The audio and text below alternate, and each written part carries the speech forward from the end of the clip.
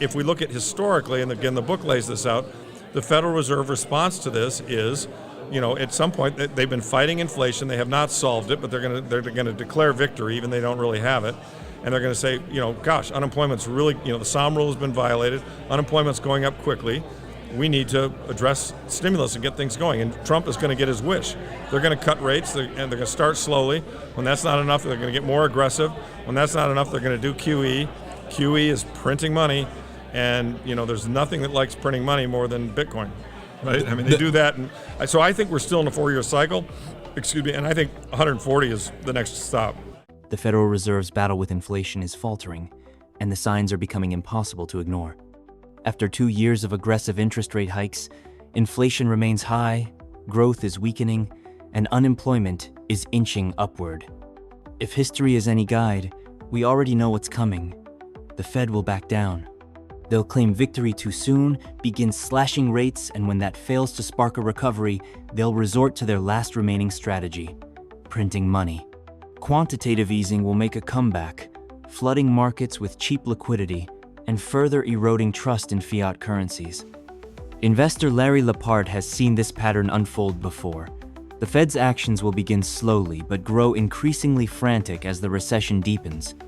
First, rate cuts, then deeper cuts, and eventually, an avalanche of newly printed money. When that moment comes, Bitcoin, with its hard cap, decentralized structure, and resistance to monetary debasement, will rise as the ultimate winner. This isn't blind optimism, it's inevitable. The 4-year cycle remains intact. The damage caused by the Fed's policies is already set in motion. $140,000 isn't a lofty goal for Bitcoin, it's the baseline. The real question is, will investors recognize the warning signs before the storm truly begins?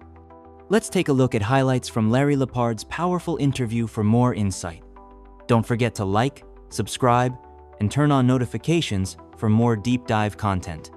Thanks for watching, and enjoy the video. Another thing I think we should point out, in case people haven't had the time to listen to it, was that Treasury Secretary Bessent had an interview with Tucker Carlson a couple days ago, and he said, Bitcoin is emerging as digital gold, a store of value, right? This is the U.S. Treasury Secretary. Can anyone imagine Janet Yellen saying something like that? No. It was stunning, right? And he's a gold bug, so but he's recognizing that Bitcoin's emerging, right? And he's right. Some people may not want to hear this, but and I'm very, very supportive of everything they're doing. I mean, Doge is a great thing. Sadly, doing the tariffs and putting America first, I think is a great thing. But I think even Bessent and Trump aren't fully aware of, as a market watcher, what I perceive to be a process that's going to be painful and we're not done with yet. You can't solve the problems. I mean, we built these problems up over 50 years, Dante, right? I mean, we can't solve them in a weekend. We can't solve them in a week, a month, a year, maybe even one presidential term. I mean, I hope we can get things well established in the right direction by the end of this term. But I guess the point is, this market reminds me a little bit of '87, where you had a very bad fall into the weekend. And I think there's a decent chance on Monday and Tuesday, if the Fed doesn't come out and say something dovish, that we're going to crash, early next week. We may not. It's hard to say. I mean, maybe the selling is done. But the point is that Trump clearly did something extremely disruptive with these tariffs. The market reacted in a way that said, you know what? The world is going to look different, and these stocks are overvalued. We need to take them down substantially. And that process may not be done. And I want to just caution all Bitcoiners to understand that just because we had 1 day of non-correlation, that does not mean that, in a full-out market collapse, let's just hypothetically say that the market goes down another 10, 15, 20% next week. Not saying it will, but it could. And I think in that case, that would make it look very much like March of 2020 or September of 2008, where you get to a correlation of 1. And what that means is that everything will go down. People will sell. There'll be somebody who's leveraged that owns Bitcoin, and Bitcoin will be the easiest thing to sell, so they'll sell it. And by the way, Bitcoin and gold will emerge as the life rafts because they're the thing that can't be debased. And if what I'm talking about occurs, as my book laid out so clearly, and as everyone listening to this knows, the Fed will have to respond with massive monetary stimulus. They'll have to go quicker, harder, bigger than they did last time. And so that will be the big print. I mean, we've had 2 big prints, '08 and 2020, but this one will be even bigger. And when that, there's nothing that fuels the growth in the underlying base money that's sound, which is Bitcoin, and the older base money, which is close to being as sound, which is gold, as monetary debasement. And we're talking massive monetary debasement. If, and it's only an if, and I'd say it's maybe 50-50, the market goes down the way I'm describing. I mean, take us back a little bit to December or October of '87. What do they call that? Black Monday? Like it's Black Monday or Tuesday. Yeah, I mean, I was in the markets then. I was fairly young. I entered the world in '83, so I was only 4 years into my career. But I was managing a fund or money, and I had my own personal money. And you could tell the markets were very overbought and very, very vulnerable. And they started doing some things with the dollar. The Treasury Secretary made some comments about the dollar, and that's what triggered that whole meltdown. And at the same time, that something had evolved at that time, something called portfolio insurance. I don't know if people have heard of this, but what it was really just a giant stop loss on the market. And so the whole notion that they were selling equity investors is we will sell you insurance below the market, and we will automatically stop your loss if the market goes down. So you participate in the upside, and if there's downside, you'll get capped out where you won't lose very much. And the assumption behind that whole model was that there would never be a discontinuous market. So that, in other words, everyone will get to sell 4% down, right? But what happened is the market jumped over the 4%. Yeah. And then all the sell orders got triggered, and 4% became 22%, right? And so, we don't have that exact same setup today, but there are a lot of derivatives today. And, I mean, I'm guessing there's some people who are reading the newspapers this weekend, the average investor, they're looking at their retirement account, they're calling their financial advisor, they're saying, hey, we kind of took a hit last week. What should I do? And if a quorum of them comes in on Monday and says sell, it could look similar. The markets are on shaky ground, reminiscent of the 1987 crash. A major correction could hit as early as next week, pulling Bitcoin down in the short term during a liquidity crisis. The Federal Reserve will eventually respond with massive money printing, but not before the markets feel the full brunt of the panic. Even Bitcoin's status as digital gold won't shield it from the initial downturn. However, once the stimulus begins flowing, Bitcoin is likely to break away from traditional markets and surge as fiat currencies weaken. Prepare for turbulence. The financial system is unraveling, and while the bounce back won't be smooth, it could be incredibly profitable. The era of endless free money is over, and markets are beginning to face that harsh reality. Donald Trump's promised tariffs have taken effect, catching markets off guard and shattering the assumption that it was just political posturing. The result? A major pullback in stocks and a reversal of the wealth effect, triggering the very recession the Fed hoped to avoid. With liquidity drying up, even crypto won't be spared from short-term pain. But here's the twist. This financial meltdown could force the Fed to go all in with stimulus measures, and that's when the real crypto bull market begins. First comes the pain, then the potential payoff. Let's check out more from the interview for further perspective. What's crazy about this whole thing is they forecasted this tariff day on April 2nd back in February. Everybody knew the date it was coming, and it's crazy. When it happened and they did what they said they were going to do, the market sells off.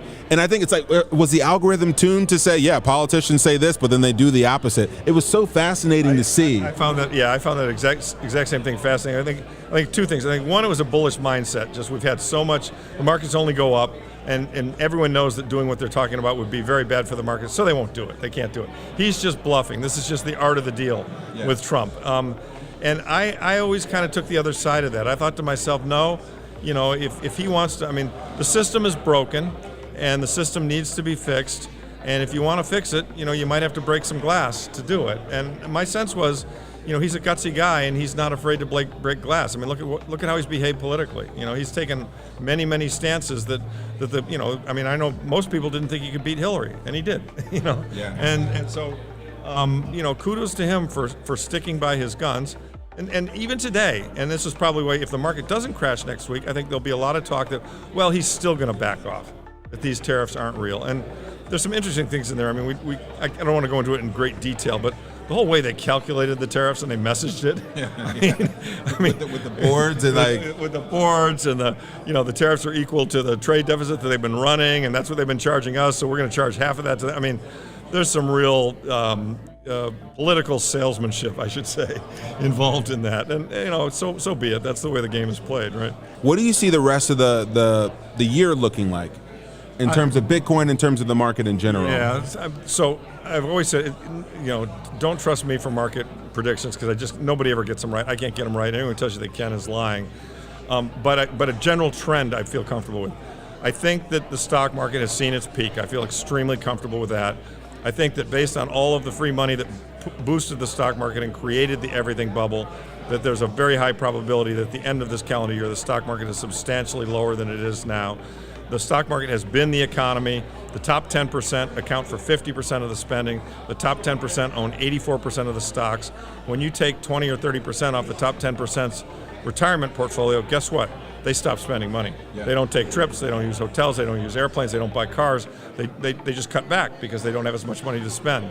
And so that leads to a recession, which then becomes reflexive because we buy less cars, then the factory worker who makes cars gets laid off. And so I think we're headed into a downturn. It's long overdue. It's going to be painful. I'm not happy about that, but it is what it is. The third mandate has always been healthy and continuously operating financial markets. And we know that when that is threatened, like in the March 2020 example, the 10-year went no bid. And they can't have that. In 2008, the banking system almost melted down and the ATMs weren't going to work. They couldn't have that. And so if we get to that point, I'm not sure we will get how close we'll get to that, but we could. If we get to that point, we know one thing's for certain. They will do what Neil Kashkari says. There's an infinite amount of cash in the Federal Reserve, yeah. Because they'll just run the printer. They've got Doge and the deregulation policies are trying to make everything more efficient, but that takes time. And in turn, on the other side of the monetary side, they're trying to get conditions looser. And some have arguably said they wanted to croak the stock market to help the bond market, and maybe that's true. I mean, I think there's a grain of truth in that. And Besant himself pointed out that the stocks are owned. I mean, a lot of the people who voted for Trump don't own stocks. Yeah. The bottom half of the country, they don't own stocks. Yeah. So they're not looking at their 401ks. They don't have them. Yeah. They're like, and to them, it's like, well, some rich guys lost some money. Too bad. I hope you don't bail them out again like you did in 08. The crypto market is facing intense pressure, with Bitcoin, Ethereum, XRP, Solana, and Dogecoin all seeing significant drops. Bitcoin has recently fallen below $77,000, losing more than 10% of its value after nearly reaching $90,000 just last week. This decline mirrors the instability we're seeing in traditional markets, driven by global uncertainties and rising political tensions, including new tariffs introduced by Donald Trump earlier this year. Since January, the overall crypto market has shed a staggering $1.3 trillion in value. According to Larry Lepard, traders are now preparing for more turbulence ahead with the risk of deeper corrections or even a full-scale market crash looming. But there's still hope.